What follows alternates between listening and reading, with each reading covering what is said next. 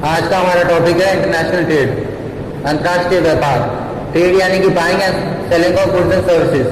वैसे international trade में होती है buying and selling of goods and services across national boundaries, यानी कि दो देशों के बीच में या नागरिकों के बीच में जो व्यापार होता है अंतर्राष्ट्रीय व्यापार।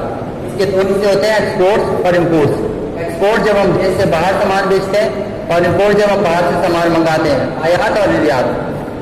और जैसे बाइंग होती है वैसे ही होता है, यानी कि हम बाहर से सामान मंगा रहे हैं, और जैसे सेलिंग होती है उसे कहा जाता है इसमें एक्सपोर्ट। इंटरनेशनल ट्रेड कोई नई चीज नहीं है, सदियों से चली आ रही है। पहले किसी टूर के बारे में आपने पढ़ा होगा, काफी देशों के बीच में व्यापार होता रहा है। रोम का इंटरनेशनल ट्रेड है, भारत का कई देशों के साथ व्यापार रहा है। स्पाइसेस का बहुत एक्सपोर्ट करते रहे हैं, भारतीय स्पाइसेस दुनिया भर में मशहूर हैं।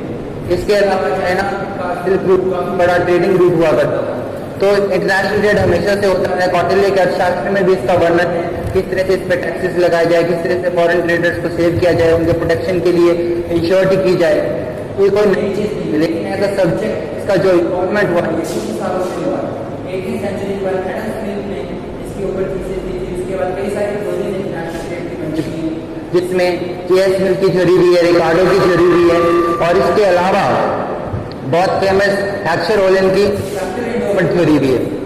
ये सब थ्योरीज हम आगे पढ़ेंगे, एडवांटेज एंड डिसएडवांटेज और पढ़ेंगे इंटरनेशनल ट्रेड के बारे में। अब इंटरनेशनल ट्रेड यानी कि जो नॉर्मल ट्रेड होता है, इंटरनल ट्रेड होता है, और इंटरनेशनल ट्रेड क्या होता है, इन दोनों में डिफरेंस क्या है, ये बहुत इंपॉर्टेंट चीज है जो हमको पहले समझनी होगी। क्योंकि जब तक हम इसका डिफरेंस नहीं समझेंगे तब तक हम इसकी इंपॉर्टेंस नहीं समझेंगे। इंटरनेशनल ट्रेड को कहा जाता है engines of growth and development, यानी कि इंटरनेशनल ट्रेड इतना इंपॉर्टेंट है कि आज कोई भी कंट्री इसके बिना ग्रो नहीं कर सकती। इसलिए एक सब्जेक्ट के तौर पर इसको अलग से पढ़ना, इसमें डीप स्टडी करना बहुत ज्यादा इंपॉर्टेंट है। इसके सारी जो इन्स एंड आउट्स को समझना जरूरी है। लेकिन इसके बारे में दो मत है। एक ये कहा जाता है कि जो इंटरनल ट्रेड है और इंटरनेशनल ट्रेड है उसमें खास फर्क नहीं है, बस डिग्रीज का फर्क है। स्पेशल नहीं है कुछ भी, सिर्फ डिग्रीज का फर्क है।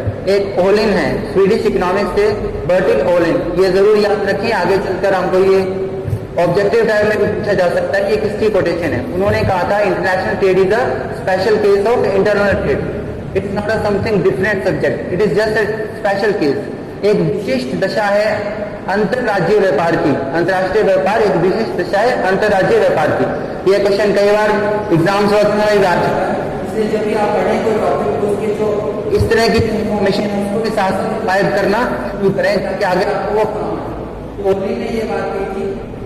अब इंटरनेशनल ट्रेड के बारे में जब हम पढ़ते हैं तो दो व्यूज आते हैं, अलग अलग इकोनॉमिक्स के अलग अलग व्यूज हैं। इससे मेनली दो बातें हैं, और आज के वीडियो का मेन पर्पज यही है इंटरनेशनल ट्रेड के इन दो व्यूज के बारे में आपको बेसिक जो है कॉन्सेप्ट क्लियर करना। क्योंकि इसके बारे में तो आप पढ़ लेंगे इंटरनेशनल ट्रेड क्या होता है, डेफिनेशन पढ़ लेंगे, एडवांटेजेस पढ़ लेंगे, और उसके आगे हम थ्योरीज पढ़ेंगे, इसके अलग अलग टॉपिक्स पढ़ेंगे। लेकिन ये जो बेसिक चीज़ है इस पर कई बार लोग ध्यान नहीं देते, थोड़ा सा इस पर हम फोकस करेंगे। इसमें दो तरह के व्यू पॉइंट्स है। एक कहता है इंटरनेशनल ट्रेड एक स्पेशल केस है इंटरनल ट्रेड का, यानी कि अलग से पढ़ने की जरूरत नहीं है। और एक दूसरा केस है जो ये कहता है कि स्पेशल केस नहीं है बल्कि एक अलग से सब्जेक्ट है, यानी कि बिल्कुल ही इसके बारे में कई चीज़ें अलग होती हैं इंटरनल ट्रेड से। इसलिए इसको अलग से पढ़ने के लिए बहुत हमको मेहनत करनी पड़ती है, अलग अलग थ्योरीज की ज़रूरत है, बिल्कुल ही अलग लेवल पर चली जाती है चीज़।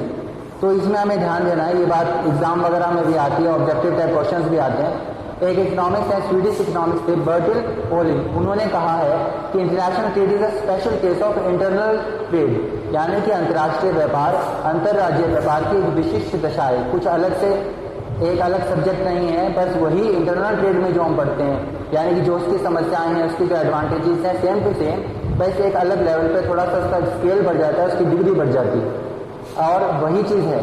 तो ओलिन ने ये कहा है। अब दूसरे इकोनॉमिक्स ये मानते हैं कि बिल्कुल नहीं, ये बात गलत है। एक अलग ही तरीके पर पहुंच जाता है, एक अलग लेवल पे पहुंच जाता है, जहाँ पे हमको इंटरनेशनल ट्रेड पढ़ना पड़ता है। एक अलग होता है वो इंटरनल ट्रेड से, काफ़ी चीज़ें बदल जाती हैं। अब ये दोनों व्यू पॉइंट है, इसके अपने पक्ष में और विपक्ष में तर्क दिए गए हैं। थोड़ा सा हम इसको आज समझेंगे कि ऐसा क्या है। अब इंटरनल ट्रेड आप जानते हैं जैसे इंडिया में है, तो इंडिया के कई स्टेट्स के अंदर, ये डिस्ट्रिक्ट के अंदर जो ट्रेड हो रहा है वो इंटरनल ट्रेड है। अब इंडिया जब पाकिस्तान के साथ या ऑस्ट्रेलिया के साथ या दूसरे देशों के साथ, यूके के साथ, यूएई के साथ ट्रेड करेगा तब वो इंटरनेशनल ट्रेड होगा। अब आप एक ऑब्वियसली आप जो कॉमर्स के स्टूडेंट्स हैं या बाकी भी नॉर्मली ये बात जानते हैं कि जब अंतर्राष्ट्रीय स्तर पे आप कुछ भी काम करेंगे तो उसकी जो संभावनाएं हैं, उसकी जो अपॉर्चुनिटीज़ हैं वो अलग होंगी, उसके थ्रेट्स भी अलग होंगे। अब जो इकोनॉमिस्ट ये मानते हैं, ये स्पेशल केस है, उनका मानना है कि लमसम काफ़ी चीज़ें सिमिलर होती हैं। सिमिलैरिटीज़ क्या होती हैं कि जो इंटरनल ट्रेड आप करते हैं वो भी प्रॉफिट मोटिव से करते हैं, उसमें भी एक ही जगह पे सारी चीज़ें उपलब्ध नहीं होती। एक किसी स्टेट में कोई चीज़ की आधिक्य होता है, किसी चीज़ में किसी चीज़ का आधिक्य होता है, इसलिए ट्रेड होता है। वही ट्रांसपोर्ट में रिस्क होते हैं। ये सब चीज़ें इंटरनली भी होती है और एक्सटर्नली भी होती हैं। फिर इंटरनेशनल ट्रेड में हम ये मान के चलते हैं कि दूरी काफ़ी ज़्यादा होती है, यानी कि एक स्टेट से, एक कंट्री से दूसरी कंट्री की दूरी काफ़ी ज़्यादा होती है।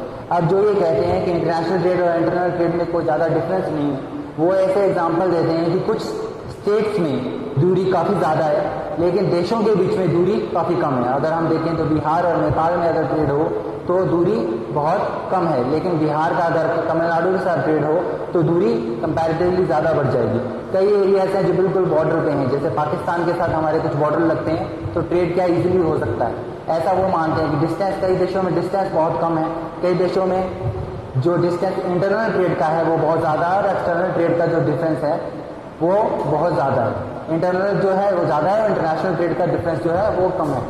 कई लोग ये भी मानते हैं कि जो रिस्क वगैरह होते हैं ट्रांसपोर्ट वगैरह के और वो सब चीज़ें के एक जैसे रहते हैं, थोड़ा सा रिस्क बढ़ जाता है, बस कोई खास फर्क नहीं होता। अब जो इसके अपोनेंट्स हैं वो कई ऐसी बेसिक चीज़ें हैं जो बताते हैं जो इंटरनल ट्रेड में, इंटरनेशनल ट्रेड में बिल्कुल ही काफ़ी डिफरेंस आ जाता है, काफ़ी बदलाव आ जाता है। इसमें